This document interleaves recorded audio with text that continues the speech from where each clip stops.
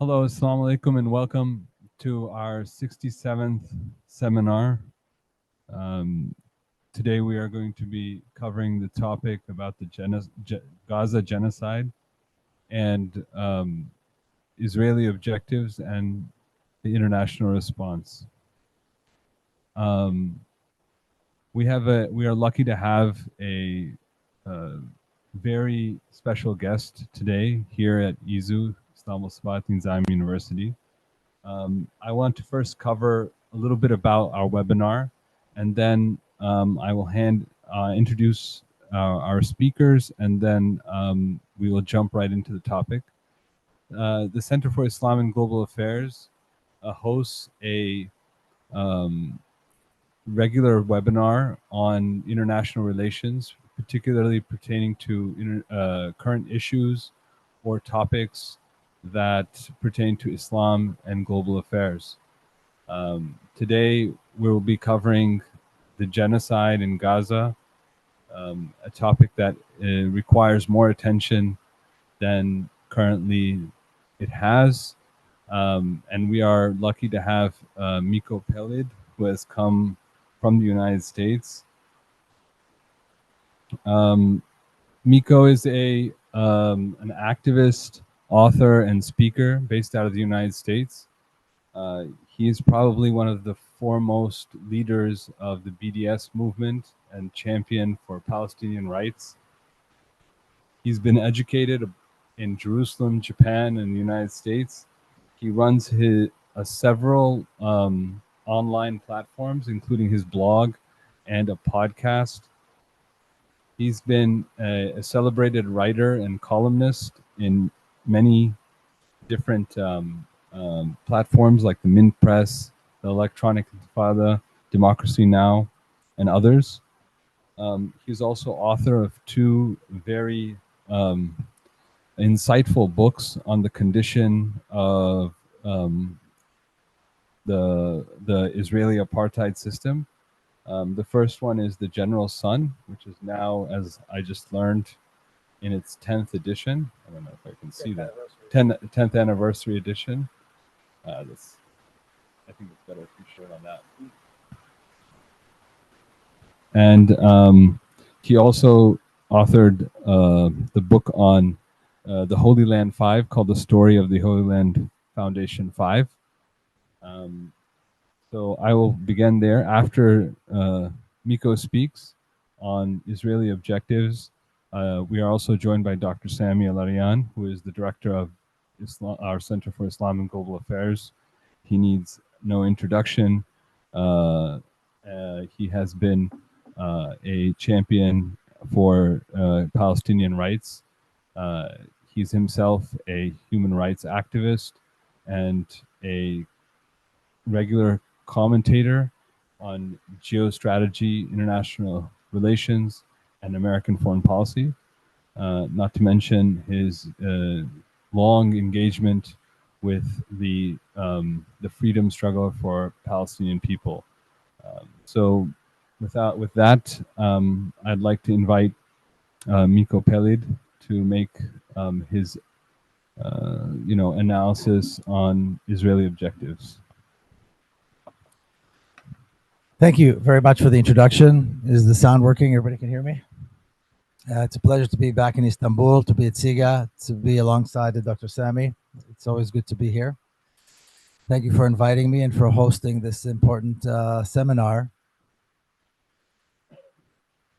These are particularly difficult times for anybody who cares for Palestine, anybody who cares for human rights, anybody who cares for justice. These are very, very difficult times. And so it's ever more important to be speaking about this. And the wider the audience, the more we discuss, the more detail and context that we give to this issue, the better it is for everyone. One of the problems is that we face is there's rarely any context on the Palestinian issue. And so without context, it's very difficult to create the full picture, for people to have the full picture of what is taking place.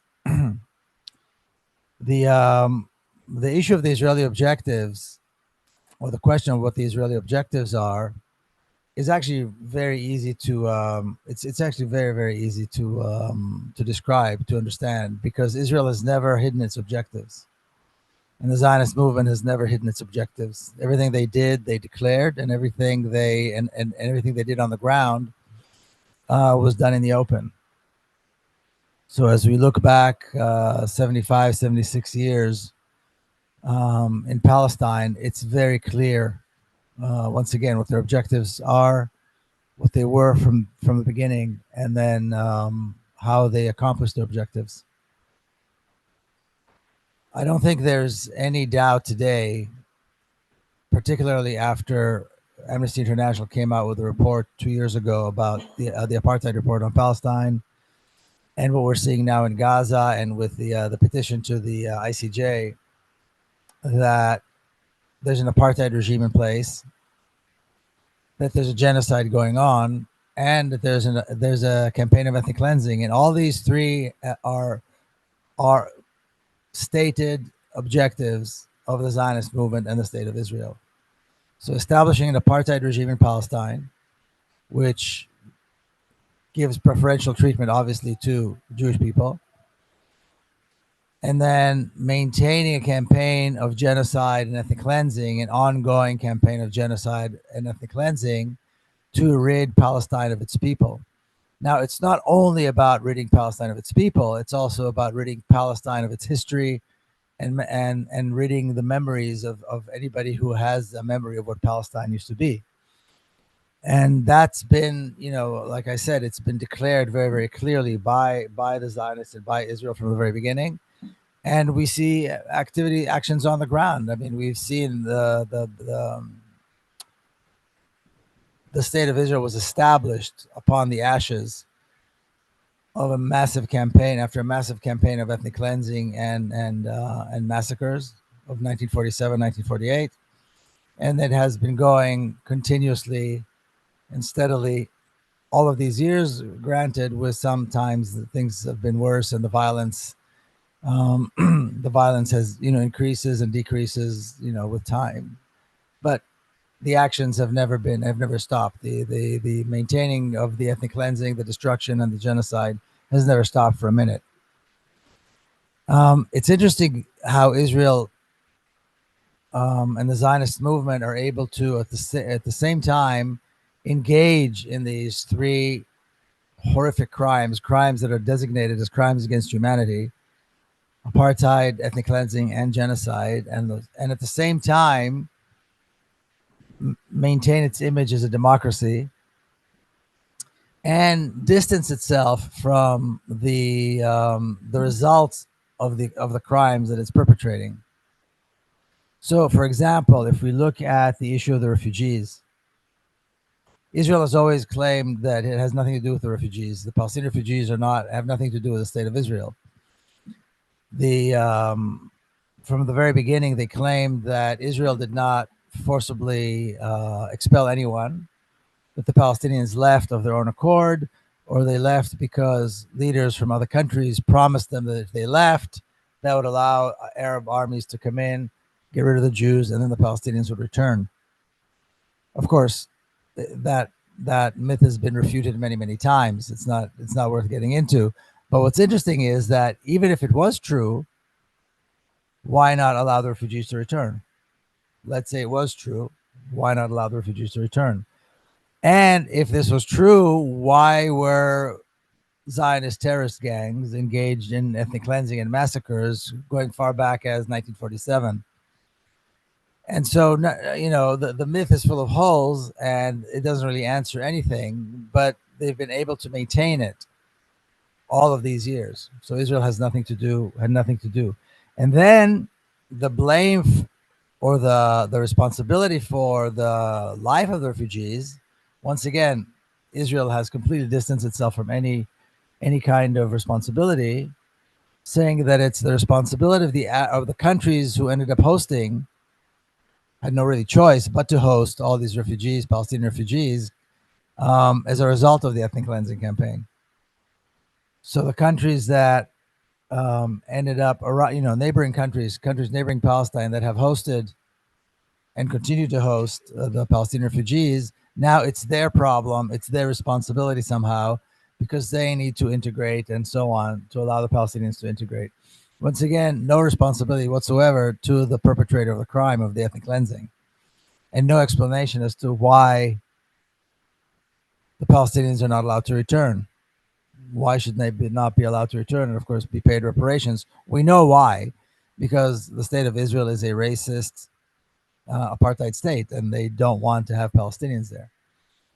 But that question is rarely asked when this comes to conversation. And then when Israel occupied the Gaza Strip, it suddenly had a problem, because what do you do with all these refugees? So we know that there are refugees in the Arab countries surrounding Palestine. We know that there are refugees in the West Bank and the Gaza Strip, but the Gaza Strip has always been a particularly, problematic or source of problems for the state of Israel. So at some point, somebody came up with this idea that Israel can kill the Palestinians, particularly in Gaza, in large numbers, and then blame them for that and say that it's their fault. And they've been doing it for decades, and it works. Every time, actually, even before Israel occupied the Gaza Strip, when Israel created the Gaza Strip in the early 1950s, as soon as it was created, Israeli forces would go into Gaza, commit massacres, and then say it was the fault of the people in Gaza. And over the years, it's been doing it over and over and over again. Granted, the level of violence by Israel has increased, the number of deaths has increased, but it's the exact same argument. Yes, we're killing them, but it's their fault. Yes, this is a population of impoverished refugees who barely have enough food to eat or clean water to drink, but it's their fault because they somehow present an existential threat to Israel.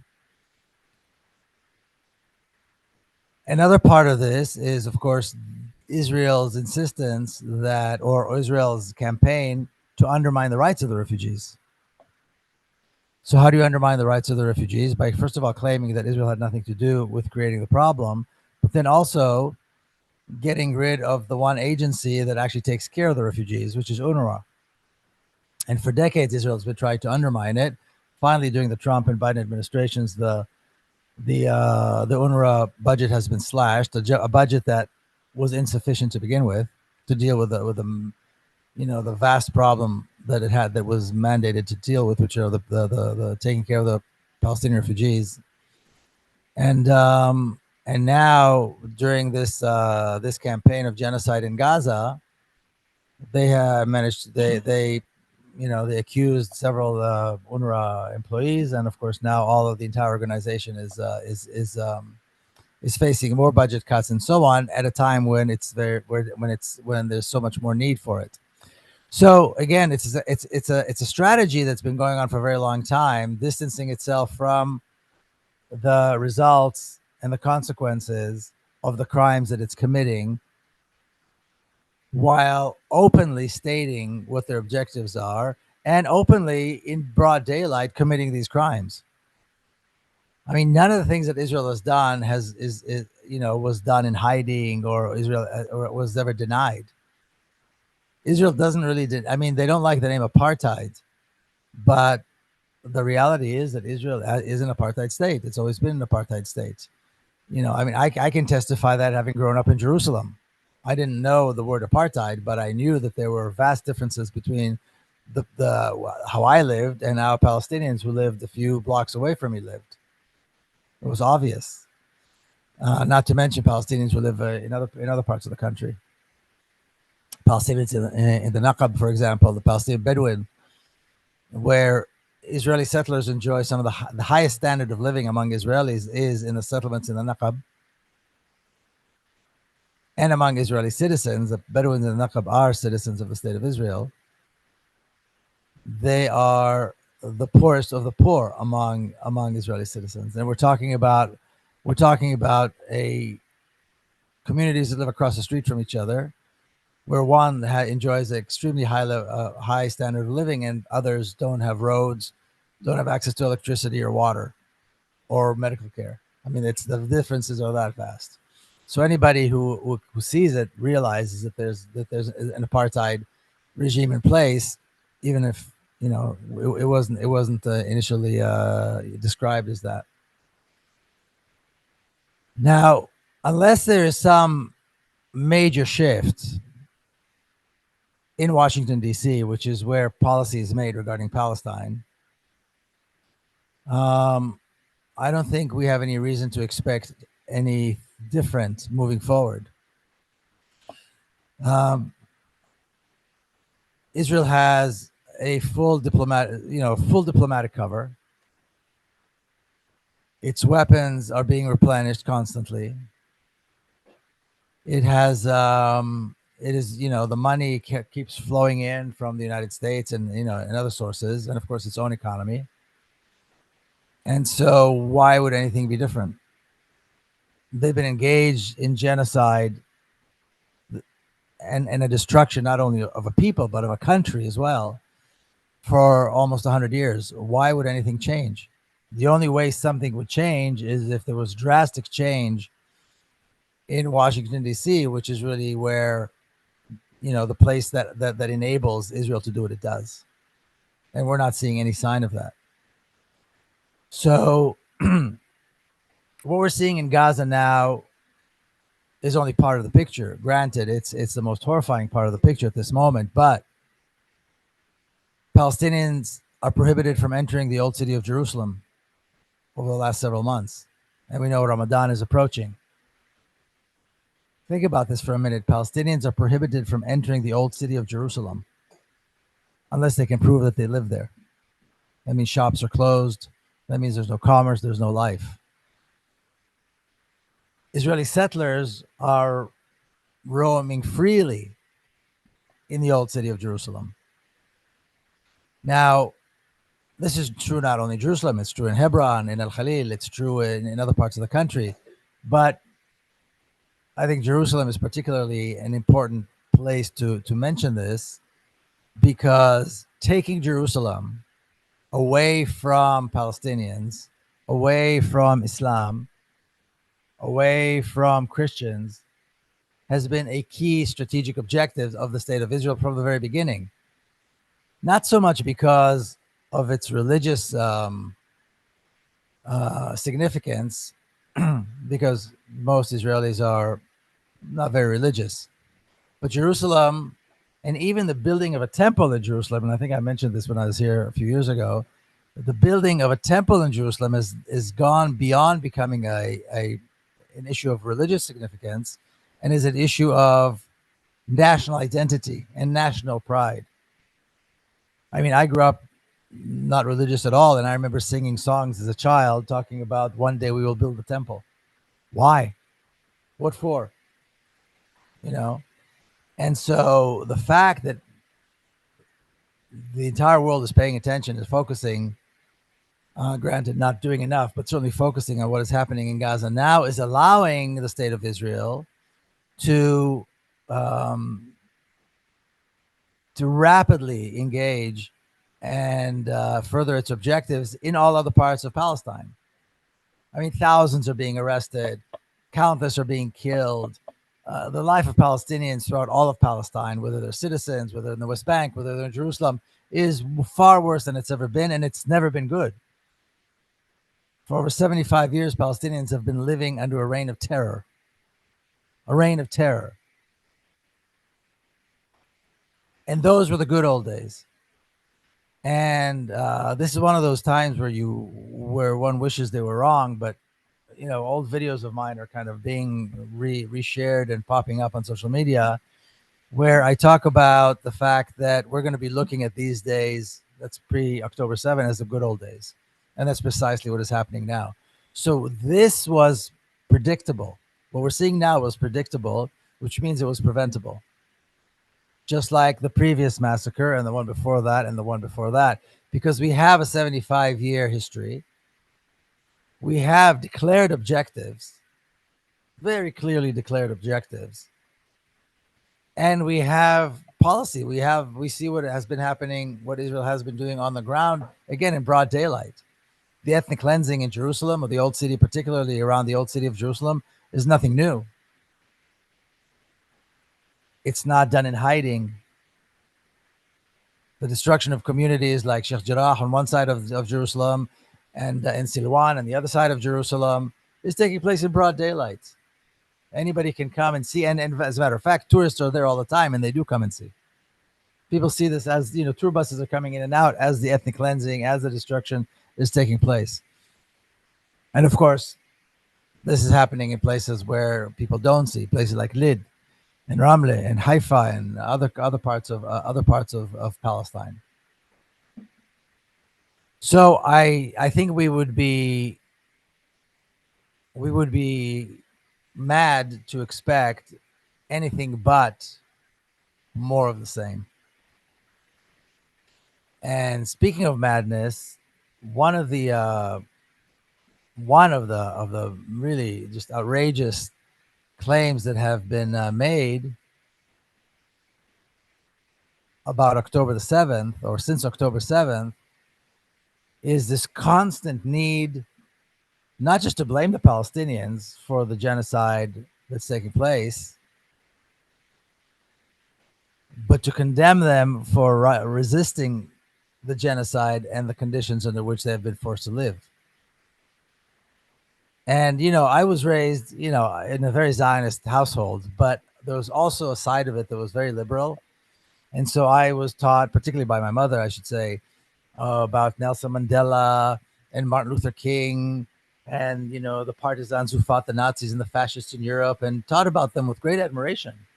These were people who were freedom fighters. And I think many people, feel the same way about these people, about these brave fighters who resisted oppression and resisted fascism and so on. But somehow this doesn't apply to Palestinians. Palestinians need to be condemned when they rise. That's the first thing that happens. They're condemned, and of course, all these lies and myths and things are, tacked on to the story of what they supposedly did when they do rise, when they do stand up.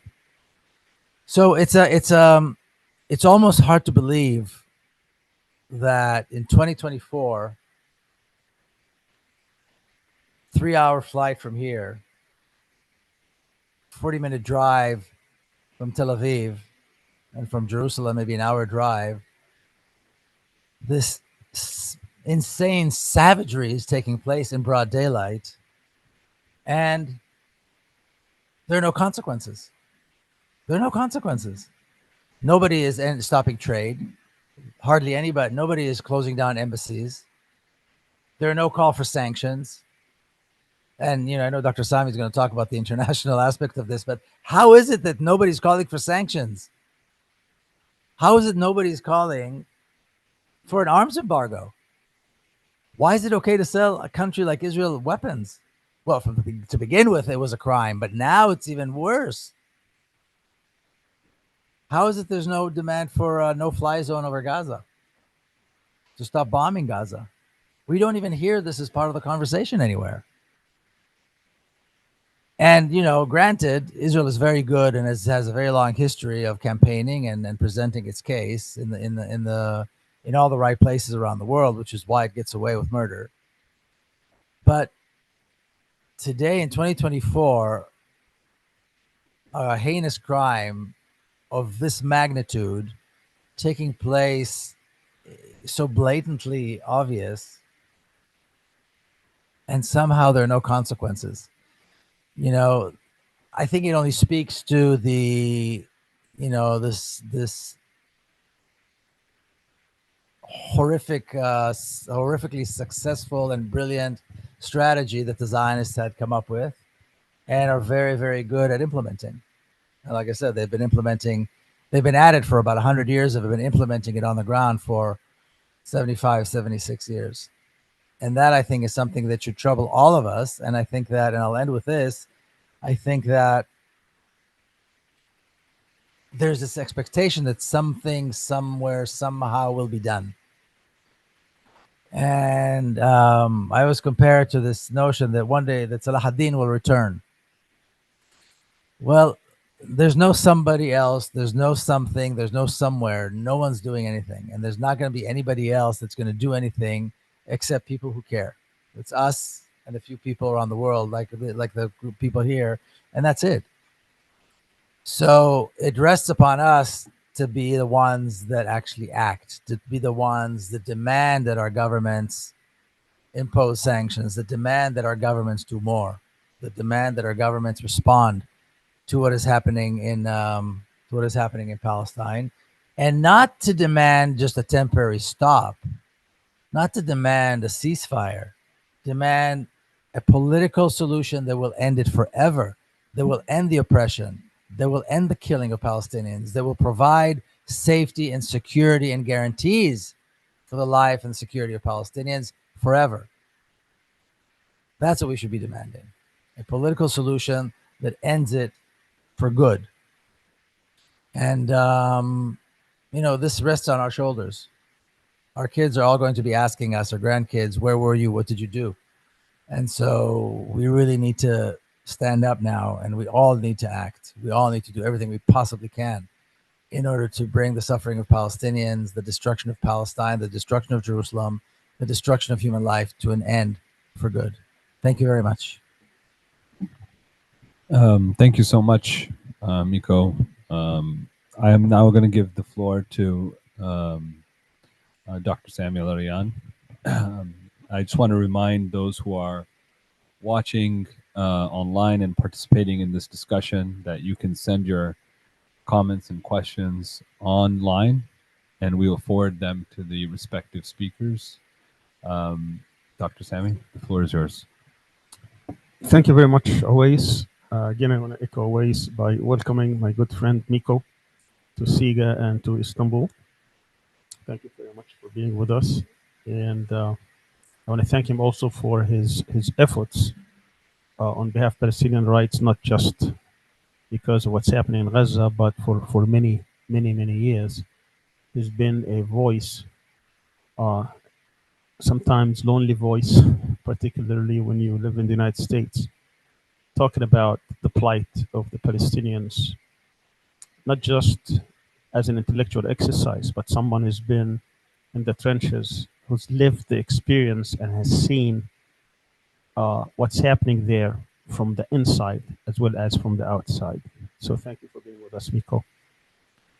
Talking about international response, of course, you can't ignore the fact he talked about one of the imperatives of the Zionist movement, which is basically to dehumanize the Palestinians, their victims, and try to realize the Zionist objective, which is to depopulate or expel the Palestinians from their ancestors' homes and try to establish an exclusivist, supremacist state. This is an enterprise that's been going on now for over a century, and certainly since 1947-48. And they thought, particularly with the current government, that they can move from managing the conflict, which has been going on now for decades, particularly after Oslo, where they were able to neutralize the Palestinians and try to play the game of somehow there is some kind of a process, political process, when in fact what was happening was to consolidate the objectives of the state, which is to establish a greater Israel and deny the Palestinians completely any kind of political or legal rights. This culminated perhaps just a few weeks before October 7th in the United Nations, when the current Prime Minister, he held a map in front of the whole world that went through a corridor, what they call a economic corridor, that went from India to the Emirates, passing through Saudi Arabia, going all the way to Haifa and to Europe, where the historical land of Palestine was shown as Israel. There was no mention of Palestine whatsoever. So what happened at that moment is that he showed what the real objective of the United States is. And when I say the United States, as basically the leader of Western countries, that was a sole pole, the unipolar of the world, particularly between the fall of the Soviet Union in 1991 up until about Trump's presidency 2017, it was enjoying itself as the sole power. And then, of course, with the rise of China, it saw its primacy in the world, being the hegemon in the world, being threatened. And the idea was to confront this by resorting to the old imperative of containing whatever rival, whatever another pole is going to come to the scene. And that idea meant that it has to re-engage and somehow even withdraw from one of the most important regions where its interests lie, and basically that's the Middle East, particularly the Gulf area where most of the oil is. The US does not want that oil to fall under any other power. It needs to make sure that it is under its control as well as it does not fall into anyone's control. I'm looking at the geopolitical aspects of this.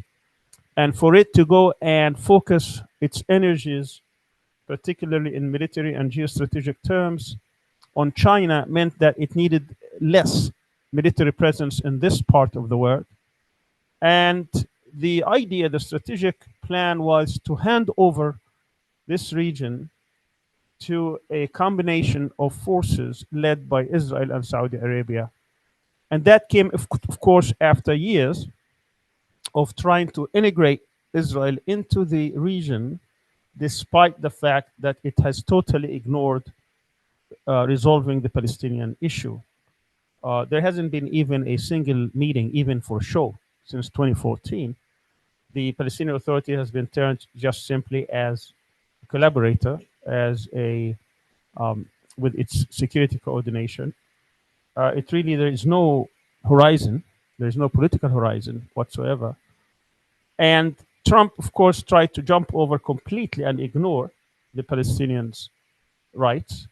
And he was able to bring about what is called the Abraham Accords, which is nothing more than normalization with pro-American allies in this region. They're not really allies, they're more like client states. And it started with the United Arab Emirates, Bahrain, Morocco, and they were moving on and on. Of course, that came after Egypt and Jordan have been totally pacified and been in Israel's corner, despite whatever the sentiments of the region might be. Despite that, the overwhelming majority of people in the region do not approve of these kind of political settlements jumping over Palestinian rights. At any rate, the jewel of the crown would have been, and that's not only from the Israeli rights point of view, but also in the United States, is to normalize relations between the current rulers of Saudi Arabia, particularly MBS, and Israel. That would have been possibly the end of any kind of hope for any kind of political settlement. That would have taken place actually sometime this spring. And it's no different than what if Trump would have done. So there is a consensus among the decision makers, the ruling class in America, that this is the way it's supposed to be. That Palestine really is not an issue except to manage. There will be no kind of settlement. The Israeli right has determined that a long time ago. The United States played along. And now what we hear is, of course, is a different tune, but it's too little too late. Everybody's talking about, first of all, that we need to realize the following objectives. One is to not only neutralize or pacify or decimate the resistance, whether it's Hamas, Jihad, what have you, or anybody who's willing to rise up and resist. That's a given. It's a given in Israel. It's given by US leaders and ruling class. And you can do whatever it takes to achieve that objective, including committing acts of genocide, ethnic cleansing, crimes that are unimaginable. I mean, I don't want to go through it because of the lack of time, but what's happening in Palestine today actually hasn't happened. Even when they talk about Dresden and other acts of genocide that took place. They were taking place over time, and there were always some kind of a space where people can get some relief. In this case, you don't really have anything. They are being surrounded from all areas. Egypt is as complicit as the ones who are perpetrating the crimes. The U.S. is certainly a partner in crime. They haven't called for anything. They are providing the bombs, the protection, 3 vetoes so far. They have threatened everybody, even those some countries who were willing to do something. They've been threatened. They use the carrot and the stick against them. Even when few people dare to threaten Israel, even in a minor way, like the Houthis in Yemen or other places, the U.S. unleashed its own navy and military power against them to make sure that doesn't do lots of damage, even though it has done some damage. But the point is the U.S. is part and parcel of this. Yesterday there was a hearing. This is a scheduled hearing about the occupation. Has nothing to do even what's going on in Gaza. This has been scheduled a long time ago, where 55 countries or so are given testimonies and presentations about how they view Israeli occupation of Palestine. And the only voice that actually came defending occupation, as they were defending genocide and denying genocide, not only denying but actively participating, which is the Biden administration, which is all the senior officials are given cover and actually perpetrating all the lies that came through since October 7th. So the point here, of course, is that the U.S. has been part of this onslaught on the Palestinians. It has its own geostrategic objectives, which is to hand over this region to a combination of countries, particularly Saudi Arabia and Israel, Israel being the hegemon, and to make sure that those who could disrupt U.S. objectives or interests, such as Iran and some of its satellites, they could be brought under control. Meanwhile, all the countries in the region, they have been dealt with one way or another. I personally believe that most of them are compromised. And the U.S. has lots of leverage, including even Turkey. The Turkish response has been weak. And it has a lot to do with the fact that the U.S. has a lot of leverage over Turkish economy and also Turkish geopolitical situation, particularly on its southern border, as well as debt problems, as well as its military and arms procurement, and so on and so forth. So they use this. And we've seen, again, talking about international response, 57 Muslim countries coming together about 5 weeks after the onslaught started on November 11th. That's over 2 months ago. And after much maneuvering, they came with one resolution, basically, is to open up the humanitarian assistance to the Palestinians. Here we're talking about 57 countries. I counted about 17 million soldiers, perhaps over 10,000 planes, 30,000 tanks, tens of thousands of artillery, and so on and so forth, and ships and so on and so forth. And they can't actually bring in one bottle of water unless Netanyahu says so. That tells you how much, who's ruling this area, who's the hegemon in this region. So international response has been not just weak and complicit and pathetic. When we talk about the size of the challenges and death, contrast that, of course, to the international response in terms of the people's power. I mean, this has been, if there is one silver lining out of this, we could see it in terms of the tens of thousands, sometimes hundreds of thousands, and sometimes taken together would be millions of people in the streets at one time or another. But that does not change, unfortunately. Policies may help over the long term, but doesn't give and bring immediate relief. I mean, it's it's a good sign that people are waking up, particularly in Western countries, in the United States, but it does not bring relief. So when we look at the international response as a whole, it is not just disappointing, because that would be an understatement. I think what we're seeing today is no different. You know, people were talking about what happened to Jewish people during the Holocaust in the midst of World War. So obviously, people had different priorities. But when ships were denied coming to the U.S. because of some immigration laws and things like that, and people were left as victims of racism and supremacy and persecution. But these things sometimes people heard about. What we are seeing today is something that we see 24/7. We know exactly what's going to happen tomorrow. We know exactly what's going to happen day after tomorrow. This has been going on now for 138 days, and there are no changes because of few people who are willing to defy and challenge the whole world. This is the status of the world, and it's an eye-opening, because people need to start thinking, is this the kind of world order that exists? I believe one of the good things that might come, of course, it depends on how this thing ends, is that now a lot of people would not take. I mean, a lot of people say what's happening or what happened after October 7th has changed their worldview forever.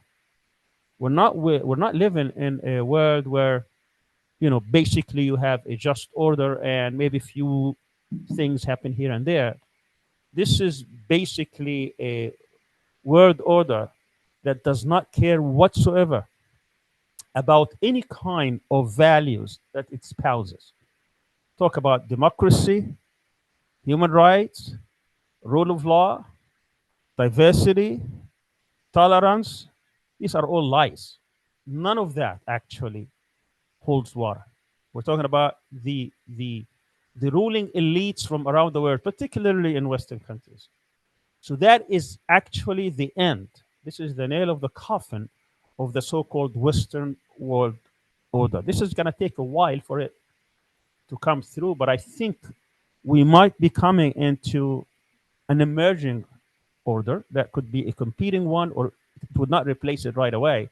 But I think people around the world, we're talking about hundreds of millions of people around the world, perhaps even billions, they have lost faith completely because of what happened in Gaza, with any kind of any notion of Western values or Western leadership. Depending on what's going to happen in the next few weeks, as we go through the process of whether the Israeli objectives of obliterating the resistance, of forcing forced expulsion of Palestinians, whether that is successful or not, the ethnic cleansing part of it, whether that is successful or not. And of course, we haven't even talked about the starvation part. You know, there are about anywhere between 500 and 700,000 people who are literally starving now, and God knows what's going to happen to them. And we haven't even talked about the weakness. I've talked about the government, but the weakness even of all civil society movements across the Arab and Muslim world. I mean, it has exposed them, and that has also to be looked at and see what is wrong with Arab and Muslim people. Something really, there is something problematic here. I mean, I could see Western people actually being moved and trying to do something, confronting their politicians or trying to disrupt the system that's going on. It's not strong enough to stop it, but at least they're trying. But on the other side, you know, after a few weeks of demonstrations, complete silence. And that is not a good sign. You know, hopefully that would change. That would, you know, people, I know that people are lost faith completely with their regimes, but still, we're talking about civil society institutions. We're talking about political parties, social movements, and so on and so forth. Where are they? How come they could see what's happening and there isn't a real movement towards real change? So in conclusion, I want to say that the United States, part of it is to bring about, first of all, to restore this image, because it relied on Israel being the strongest army, the strongest country, that it can actually lead this effort to protect its interests in the region.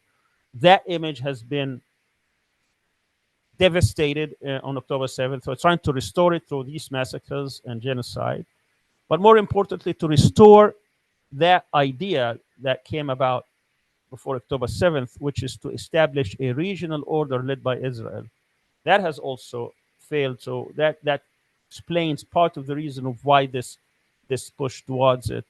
I believe that the October, or I mean, the word that comes after October 7th is going to be different from the word that came before. How that is going to come around, I think, will be clearer in the next few weeks. But for sure, the U.S. image, despite its push towards a complete win by Israel, that image, I think, of the U.S. being the leader of the world, that has been shattered. I don't think that could be restored, and I believe that's going to have also consequences. I'm not sure how Biden would be elected or re-elected if he loses Michigan, and I don't see how he can get Michigan without the Arab and Muslim votes. So there will be lots and lots of consequences for what's happening.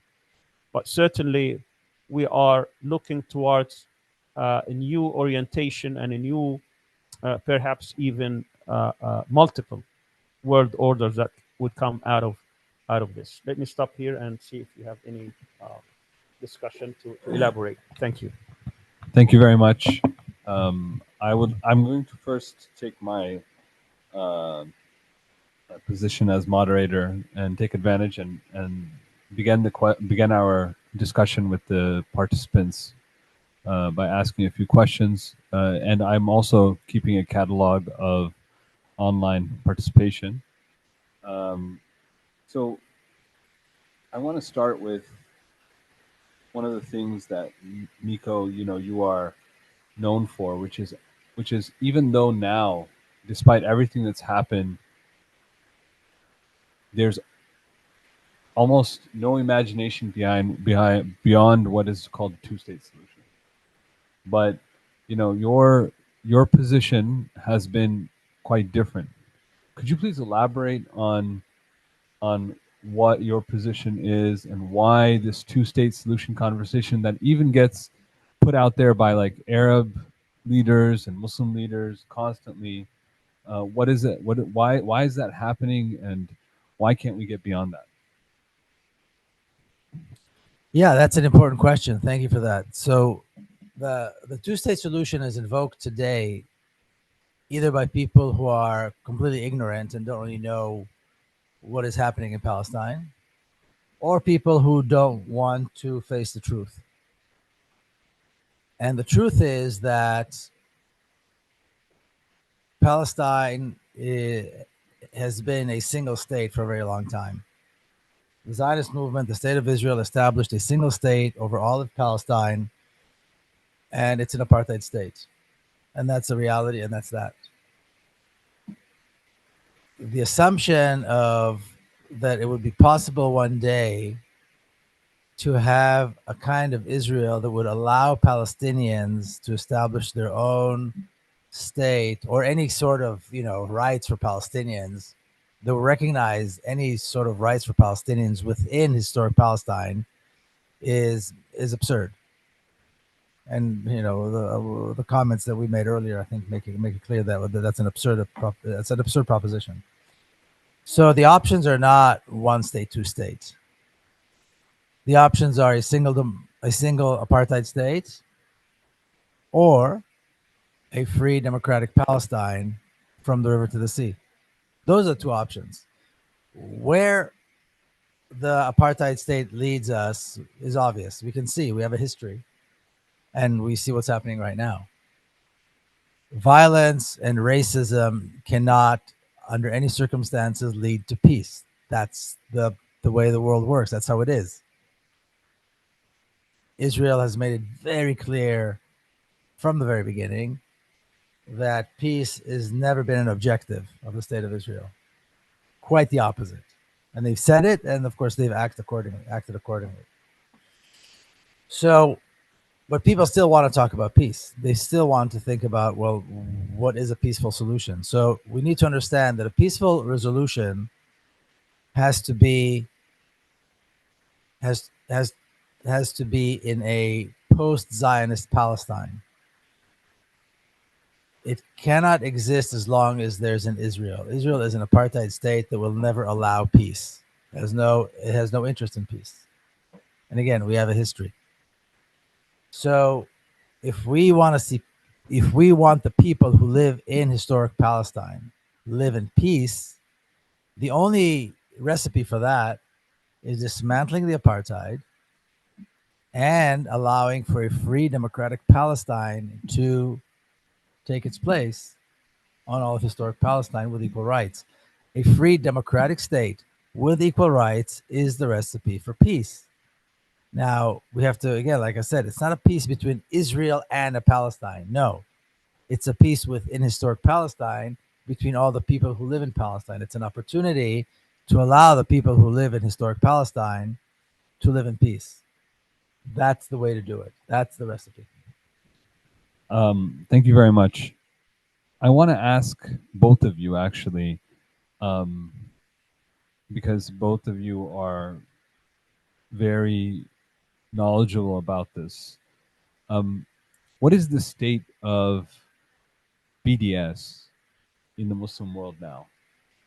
Have you seen any fluctuation in any serious capacity to boycott, divest, or sanction Israel given what's happening in Gaza? Or is that a failed policy? Or what do you both assess the situation right now? If I may elaborate on Miko's response, because the BDS is just a tactic, but the objective is what's important. And I think what he pointed out here is very important. People are talking about two-state solutions as an escape. This process has been taking place since at least 1994, and 93 Oslo, and then 94 is when Arafat entered, and they were giving it 5 years. And I can even go further back about trying to find a so-called quote-unquote a resolution, political resolution or political settlement for what's happening there. We have to be very clear about Israeli objectives here. Israel is not a state that is willing to entertain any kind of Palestinian sovereignty.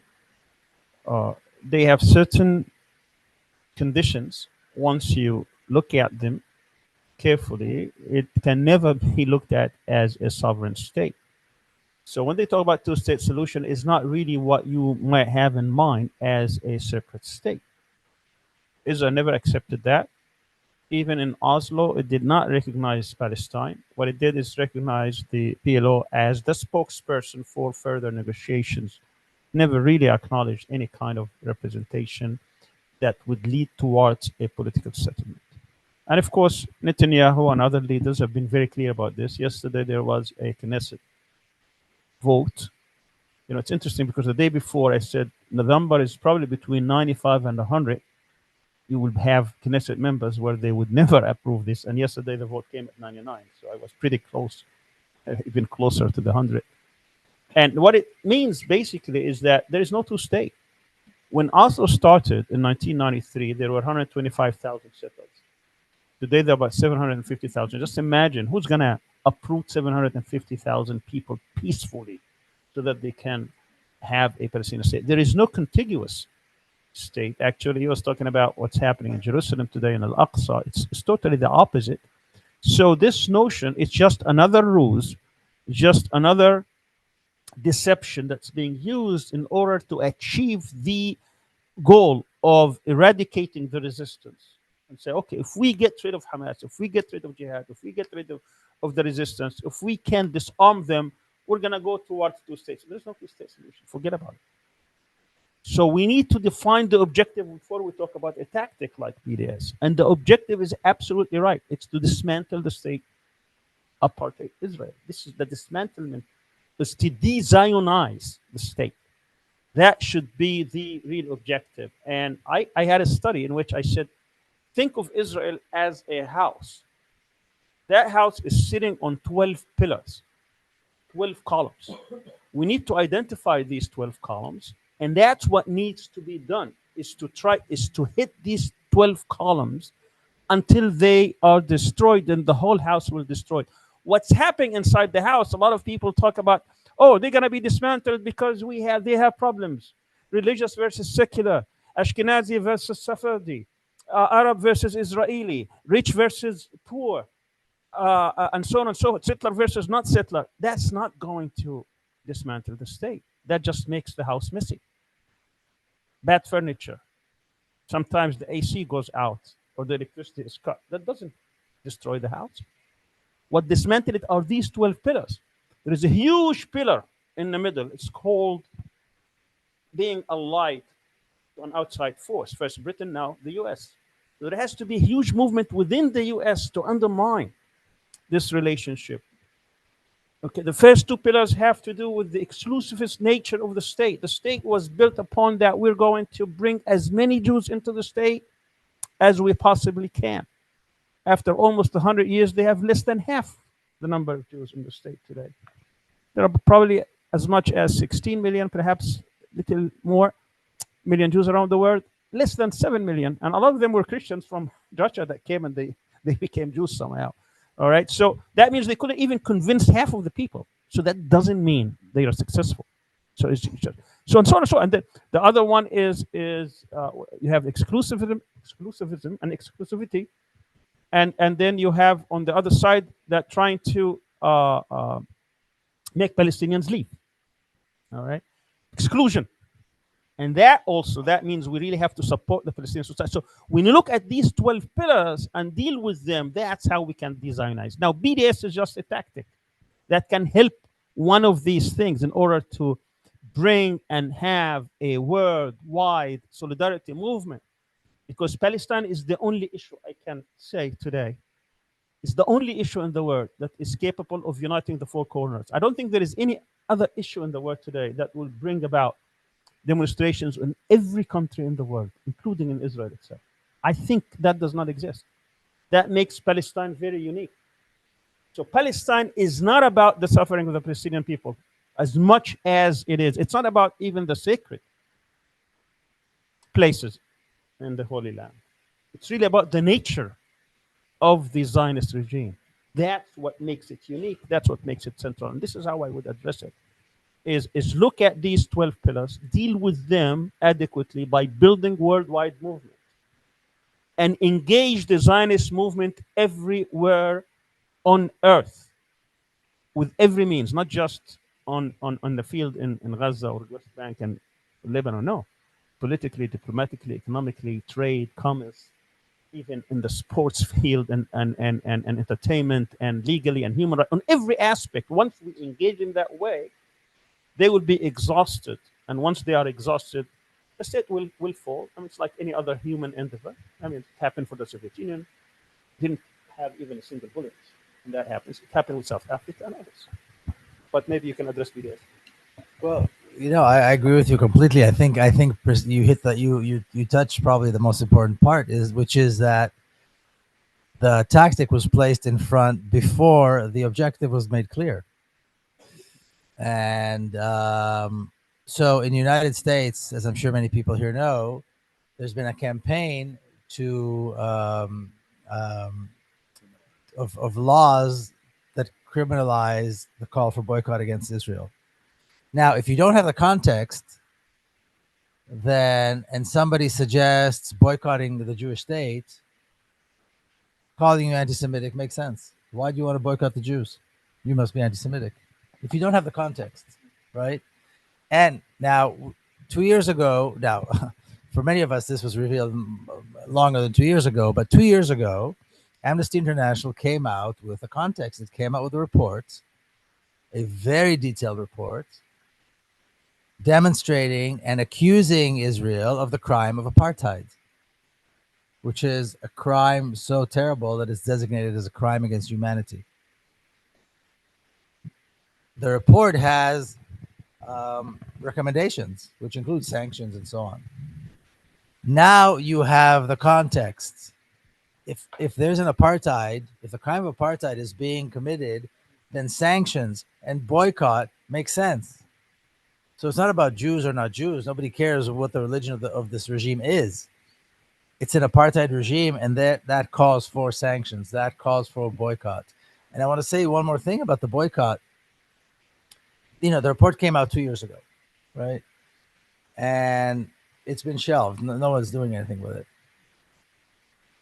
But except for individual small cases here and there, and you have to wonder why. So I'll give you an example of how it's not supposed to work. So in the Tokyo Olympics in 2021, some of you may have seen this. An Algerian athlete by the name of Fathi Nourin. He's a competitor. He's a judo competitor. That's kind of my department. Yeah, martial arts is my department. And he, which is why I noticed, he, you can imagine how hard it is for a young man to get to the Olympics. You know how good you have to be, how hard you have to work. And he made it to the Olympics. And when he was called on to compete against a member of the Israeli team, he said no. He said no. He was thrown out of the Olympics, him and his coach, and he was barred from competing in judo for 10 years by the Judo Federation. 10 years is a whole career, right? Now, he came back to Algeria as a hero, and he was a hero. He did the right thing. He won the match, even though he didn't step on the mat. He won the match without any doubt. But it shouldn't be up to him to risk his career. It should be up to the International Olympic Committee to make sure that Israel is not allowed in the Olympics. Yes. You're supposed to bar Israel so this athlete who has a conscience doesn't have to give up his career. That's not how it's supposed to work. So, we respect him a great deal for doing the right thing and for placing his principles and his morals ahead of his career. But that's not how it's supposed to work. And so, again, that report is there. Now we have the context. Now it's up to us to make sure we push it forward so that we pressure the Olympic Committee and FIFA and universities and, every arena out there to bar Israel from participating.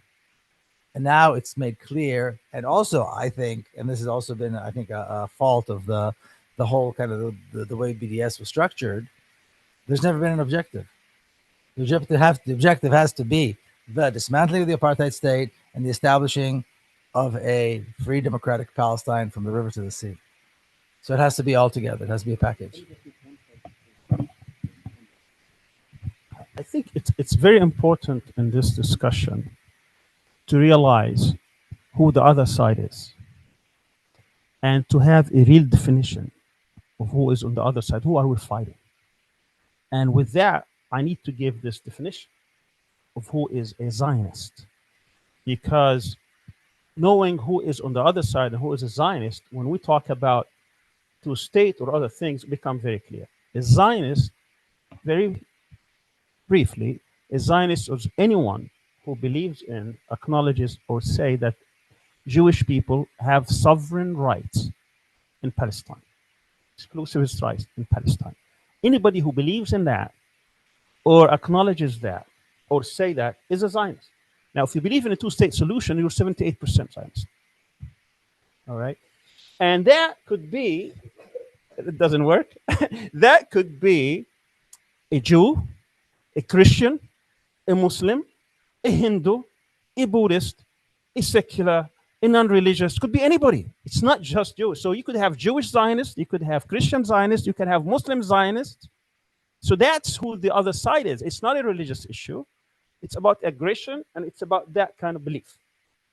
And I think once you engage with these people, those people who believe that there has to be a sovereign state in Palestine for the Jews by denying the Palestinians their rights, is basically what Zionism is. And that's who are we fighting. So that the objective is to de-Zionize the state and to change this perception that you cannot exclude people and have other people who superior to them. Because we're running out of time, I have a lot more questions, but I want to give the people here a chance to ask any questions that came to your mind. Yeah. Thank you very much. I'm Aisha Sayed. I'm a PhD candidate in sociology, and my area of interest is political sociology. Okay, so I'm just wondering that in the past 125 years, this world has witnessed around 40 genocides. And since this UN Convention on Genocides came, even after that, there have been around 20 genocides. And it's very strange that today we are talking about genocide in Gaza, whereas no international, let's say, organizations of any weightage use this word for what's happening in Israel, in Gaza right now. So even Google does not acknowledge that there is a genocide in Gaza. So you can imagine what sort of a bias we have in this sort of a situation. And most of the countries around Gaza and across the world, they're either allies or competrators. So in this situation, and there are lots and lots of, just like Professor Sami and you were telling us, that there have been millions of people across the globe, probably more than have been there for any other issue. They have come out on the streets. They have tried to show their sentiments very, very, they have been very vocal about it. And yet we don't see even so much as, acknowledging that there is an ongoing genocide. And we are just being happy that at least the ICJ is now at the verge of acknowledging that a plausible genocide may have been taking place in Gaza.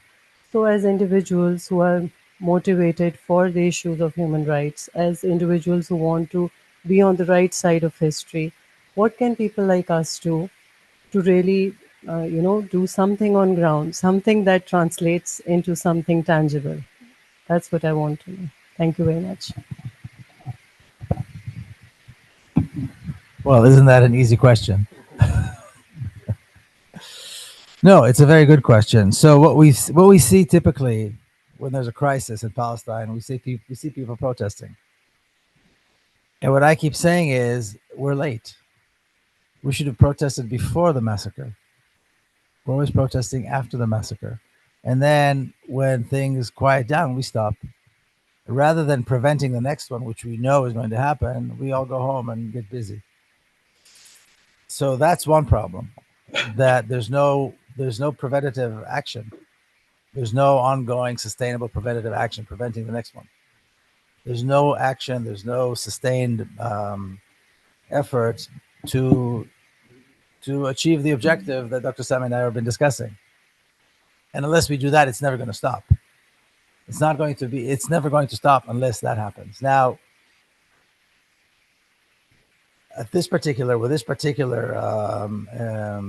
genocide that we're seeing in the Gaza Strip,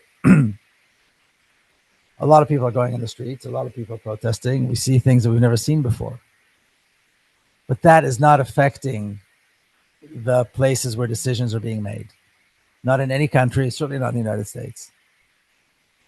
And I feel that until we, as people of conscience, they could be sitting in this room, they could be anywhere around the world, learn how to close that gap between popular support for Palestine and the complete indifference that we're seeing in the level of decision makers. Until we close that gap, we're not going to see change, and it's up to us to do that. So I'll let you in a little secret. I've been engaged in an initiative in Washington D.C. to start to open an actual institution in Washington D.C. that does that institutionally, that advocates and educates and raises the Palestinian voice, because otherwise it's never going to happen. We're never going to close that gap. And the gap exists either because, well, it exists because we're not there. I mean, we're not there like the Zionists are. You know, if you've ever been to Washington, D.C., when you go into the office, the congressional offices, you see tables, you see chairs, and you see the Zionists, lobbyists sitting there all the time, every day. They should pay rent. They're in the cafeteria, they're in the offices, always. That's besides the thousands of emails that they send every day. That's besides all of the campaigns. And we're not talking about, people know AIPAC, okay? AIPAC is one organization. There are dozens of organizations nationally. Then there are all the organizations that work locally in the state level. Then the ones that work on a very local level in the city and council and so on and so on and so on. They are working tirelessly all the time on all levels. And nobody's presenting the Palestinian case. So, you know, I actually had an opportunity to meet, a politician that cares, Barbara Lee. She's doing a fundraiser in DC. And she's a congresswoman, and she's running for Senate in California. So she stood, and there was mostly it was a small audience. It was somebody's house, and most of the people there were on this side of the issue. So she talked about Gaza and the genocide and and the ceasefire, and then she said, "I believe in a two-state solution." And everybody in the room was like, "What the hell are you talking about?" And she didn't know what to say because she never heard of another option. Now, why has she not heard? You know, she's a politician. Her job is not to study every issue in depth. You know, Palestine is number 25 on her priority list. It's important, but it's not at the top. Why is it not at the top? Because we're not pushing it at the top. We're not there. So we finally agreed at the end of that evening that, you know, we'll go to her office, a group of us, and she was open to this idea to explain, to present to her this other option that actually has a chance to bring peace to the people who live in historic Palestine. But in the absence of being that, and now, again, with this initiative in Washington, we're calling it Dar al-Hurriya. There should be a place like that in every capital.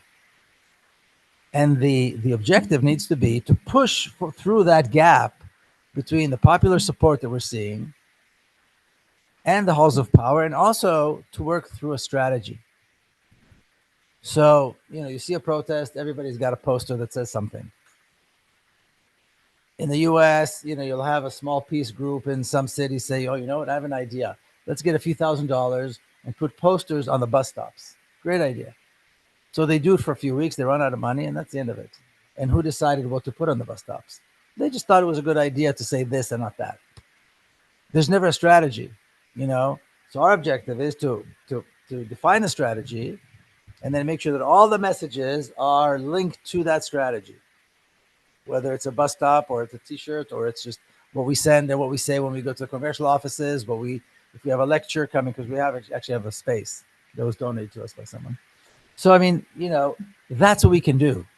You know, most of the people that work on this issue are volunteers, which is great. They care, so they volunteer. It's not going to work. The other side has armies of professionals. Now, the response that I usually get when I mention this, "Oh, how can you match them? They've got so much money. Yeah, true. They've got a lot of money. They've got, you know, people working for the armies of people. That's true. But there's one ingredient that we have that they don't. And I think that's a winning ingredient. What is that ingredient? Thank you. The truth. So we don't have to work that hard because we don't have to build lies upon lies upon lies. We have history on our side. We have the truth on our side. We have international law on our side. You know, so our task is actually a lot easier than theirs. So we don't need all the research. Plus, you know, guerrilla warfare. You pick the pillars that you define the pillars, and those are the ones you strike. You know, so that's what people can do. That's what people can do. And in the absence of us doing that, we're not going to see change. I firmly believe that. About this, I think what we need is strategize, organize, mobilize. But again, within the context of a vision or strategy, as Miko said. And if we look at these 12 pillars, by the way, you will find that for each pillar or for each imperative, there would be strategies, tactics, policies, and projects.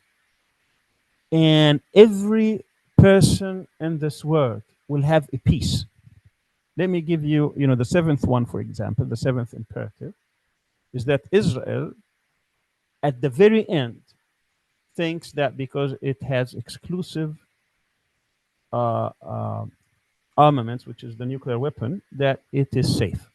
Therefore, this could be the ultimate weapon, the Samson's option. So how do we neutralize that? Well, we neutralize that by having either a nuclear cover from a state like Pakistan, or have one of the countries develop nuclear weapons to neutralize it, or have unconventional weapons somehow to neutralize that, so they would never think about. By the way, they were thinking of using it, or actually, one of the ministers were asking, "Why can't we use it?" Right? So how do you? So you're from Pakistan. You know, I've talked to many Pakistanis, including generals in the army, including intellectuals, academics, and I said, "Can nuclear Pakistan, can a nuclear weapon in Pakistan ever be used to neutralize Israel?" And everyone was looking at me, "What? What? This is for India. It has nothing to do with Israel, right?"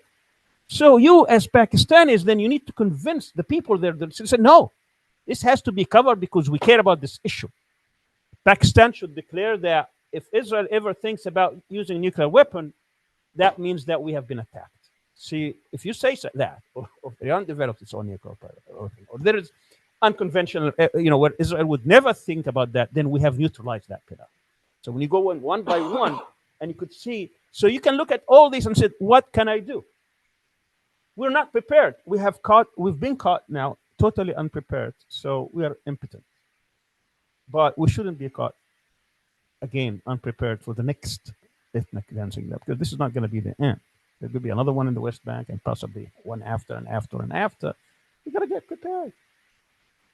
So again, strategize, organize, mobilize, get ready, see where your part is within this whole strategy, and you say, I'm going to fill this one. I'm filling this gap, and this gap, and this gap. Of course, as I said, the United States is huge. I mean, it's not just a policy or a tactic, it's a whole project, whole enterprise that you need to build in the U.S., because the U.S. gives so much support.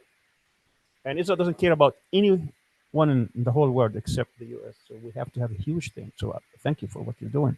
But that needs to be, basically expanded and widened. Any project, I'm going to end with this, any project must have four things: a vision, a will, action, and many times people have this. What they don't have is the fourth one, which is resources. So we need to provide resources for these guys. They have the vision. Certainly they have the will. They have the action. They know what needs to be done. What they lack is probably resources. So we need to start mobilizing our resources. The last 10 years, Muslim countries spent over in the last 10 years, Muslim countries spent $1 trillion on armaments. $1 trillion. They can't bring in one bottle of water, not because they don't have the ability, but because they don't have the will, because they're not independent. Thank you very much. I wanted to ask, because we're running out of time, I think we're supposed to end. We started at 8, so we're about 18 minutes. Okay. That clock hasn't moved the whole time. No, because the battery's out. We can go out all night. So one of the things that we hear very frequently, it's almost a cliche, that when the state uses violence, that could be a sign of its weakness. And it's been circulating a lot in the coverage and analysis that maybe perhaps the state of Israel and its allies are running into a existential situation in terms of their ability to back the settler colonial project in historic Palestine. But then, from what you all, both of you have explained, that actually, no, there's a very strong, systematic, structural support for the project. So, could you maybe clarify this misunderstanding, or did I understand you right, that any notion of the fact this crack in the ironclad support for Israel is just a false hope? You started from the premise that violence doesn't work, and I think I would challenge that. No, not violence doesn't work. The violence is a sign of weakness. Okay, violence is a sign of weakness. Let me tell you that part of these 12 imperatives, 4 of them deal with the military structural nature of the state of Israel. One is that the state of Israel depends on expansion, continuous expansion, and what is called fait accompli. That they have building facts on the ground and expand from there. That cannot happen without military force, without violence. So violence has been a deliberate tactic being used to expel Palestinians. In 1948, I mean, you can read Ilan Tafei's famous book, The Ethnic Cleansing of Palestine. He has a whole chapter called Plan Dalit or Plan D, right? That was the plan that was actually used to depopulate and actually ethnic cleanse Palestinians from 532 different villages. And then they would have been, many of them have been raised from the ground. So the second one is a military doctrine that we need to build the strongest army, the strongest military force, where we can engage all our enemies together on their lands and defeat them. That takes also military violence to do that. Another one, as I mentioned, has to do with nuclear weapon. Another one has to do with building the most sophisticated intelligence apparatus. You have the Mossad, the Shabak, the Shin Bet, the Aman, the 8200, and so on and so forth. All these to control the Palestinians. And that is done through a very deliberate structure by which I asked, I would love to hear your take on this. I asked one expert, I said, how many Israelis do you think are involved in controlling Palestinian lives? Just give you, there was an important article that came by a magazine called 972 about 2-3 weeks ago, in which he said that how do they target people? Because Israel has the phone number of every single person and a profile. And they target these people. So actually part of leaving the network most of the time on is to try to track some of these people that they could be targeted. And if they need, let's say, a Hamas leader that they know their number and somehow that number is not being used, they look at what's the closest one. So if your last two digits is 95, they're going to look at 96 and 97 and 98. And if it is a male person, let's hit him, So it's just this kind of very sophisticated apparatus that exists. And if there are, and he told me about 150,000 people, Israelis are actually involved. That their job is to track the Palestinians and make their life hell on earth in order to propagate. So you have, that's what we're talking about. This is a very structured military state, a garrison state, whose job is to make sure that they fulfill the promise for them, and of course the tactic of expelling as many Palestinians from the land as possible and bring in the other side in their place.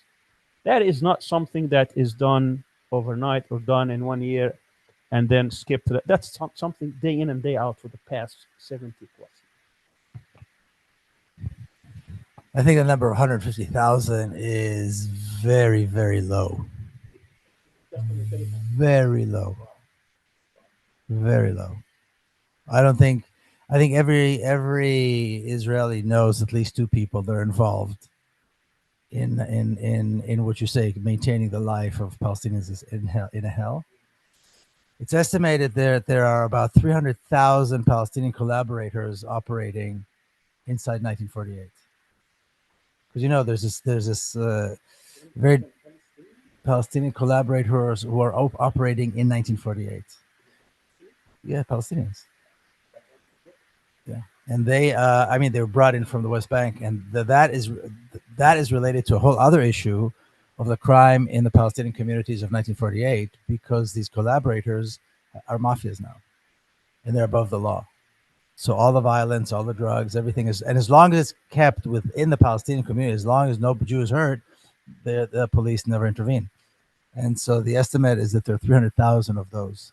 So the number of Israelis is, I'm sure, much, much larger. Oh, and and between all the agencies that you mentioned, and then you've got the reservists, and then you've got the ones that we don't really know about. Well, there's intelligence, there's army intelligence, there's the different intelligence services. But you presented a paradox which exists, but I think both sides of what you said exists. So Israel does have this enormous safety and security apparatus, right? And I think philosophically and inherently, when you resort to violence, it's a sign that everything else failed.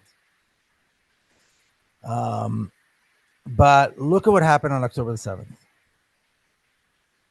What happened on October 7th? A failure of intelligence is an understatement.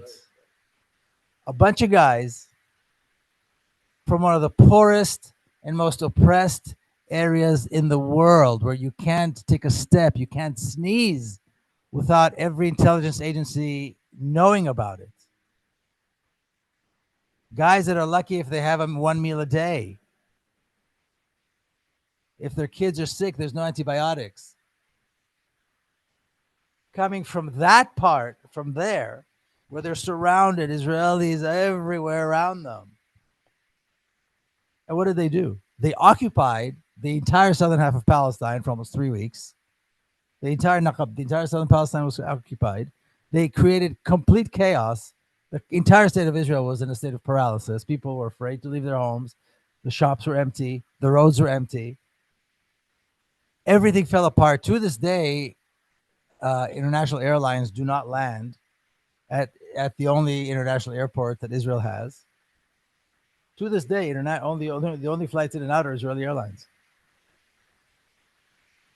And the humiliation. So all of this chaos was created. They took over an incredibly important military base that was actually there in order to prevent their coming in and doing this, and they took over the base. I mean, humiliation after humiliation and military successes. I remember they were interviewing a retired Israeli general, because in the first few weeks, I mean, it was such chaos that the reservists weren't there, the army wasn't there, people know what to do. So people just put on a uniform, grabbed the gun, and went to fight somebody somewhere. And they interviewed this one retired general who did that, and he couldn't stop praising the military ability of these young guys who just came in from Gaza. He was praising them, the military success, how they managed to do this, and he had no explanation. He was asked, how did they take over this base? He said, he didn't know what to say. He was like amazed, And so, oops, I think we're.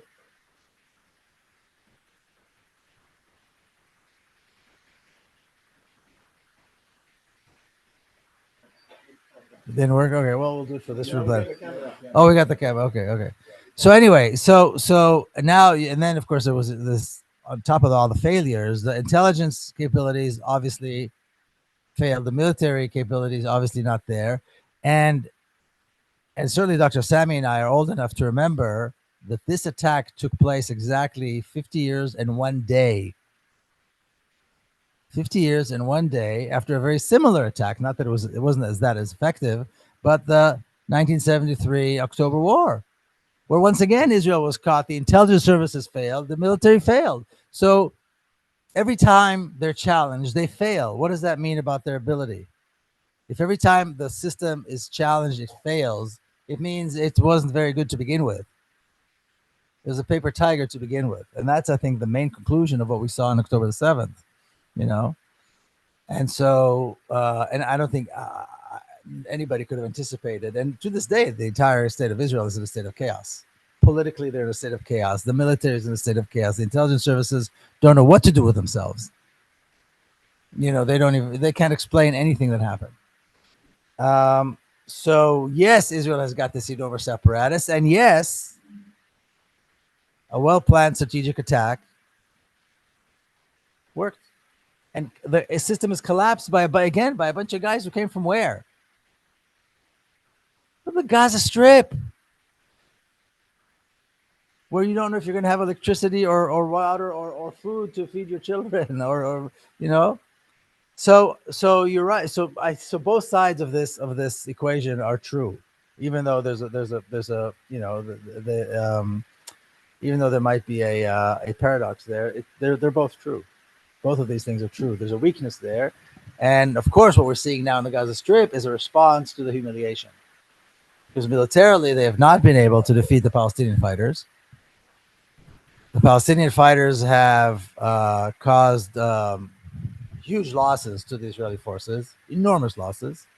Of course, they don't have the resources or the logistics supplies or the numbers of fighters that Israel does.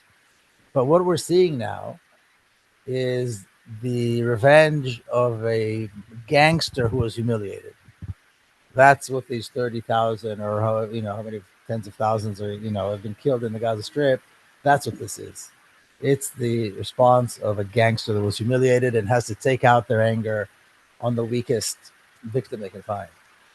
And at the same time, the Palestinian fighters have shown that they are superior without any question, even with a lack of resources, even with a lack of numbers, even with the abject poverty that exists there.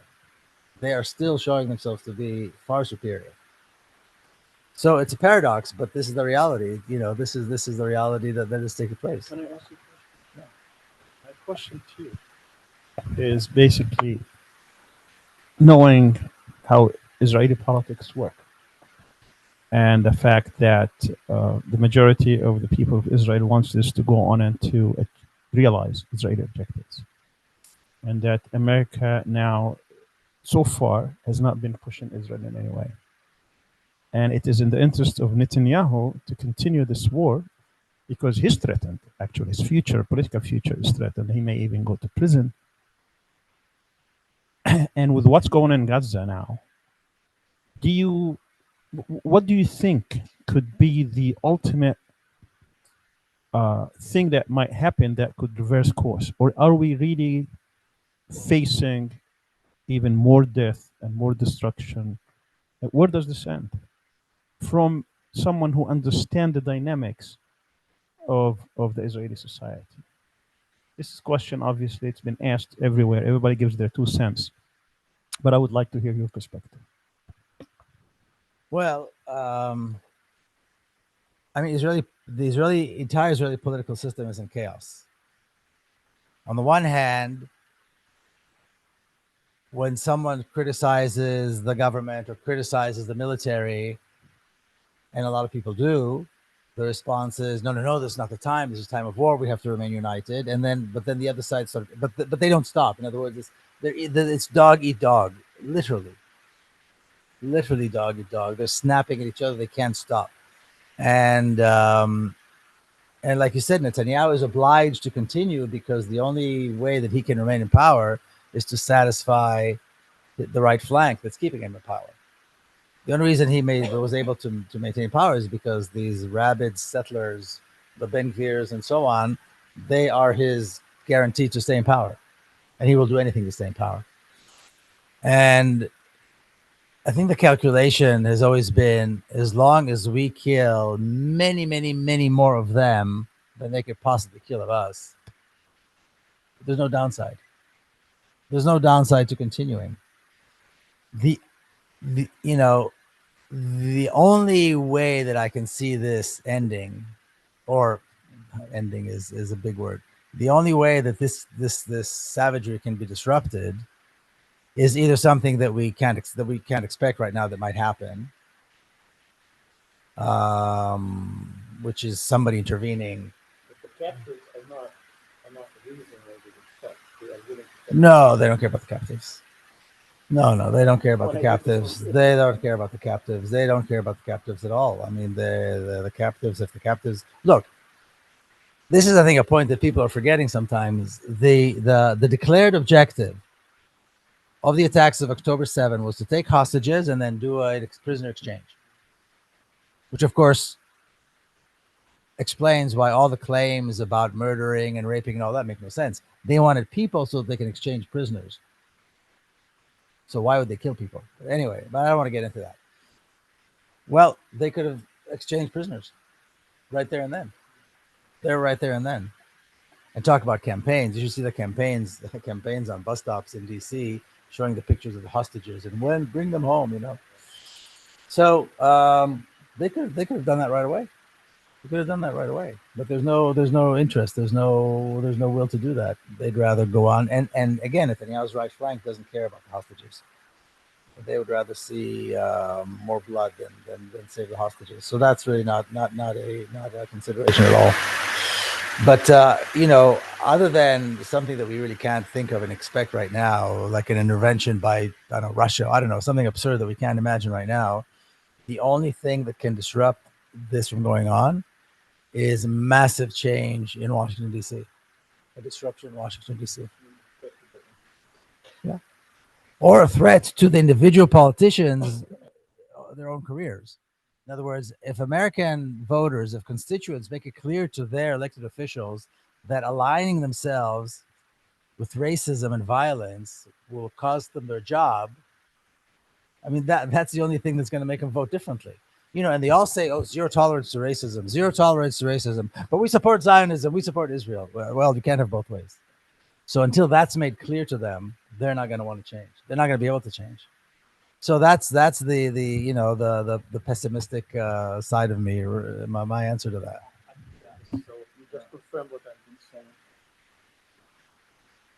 saying. Okay, so I think we've come to an end. I want to thank Miko Peled for being here and joining us. It's been a very insightful conversation. Dr. Sami, always a pleasure. I want to thank all the people who have come out in the evening tonight and all those who joined us online. Please stay tuned for our future one on Monday with David Miller. Again, conversing about his recent victory court case in the UK. Very important court case that he won for the freedom to criticize the state of Israel. So please join us for that on the 26th. Thank you so much. Assalamu alaikum. Bye-bye.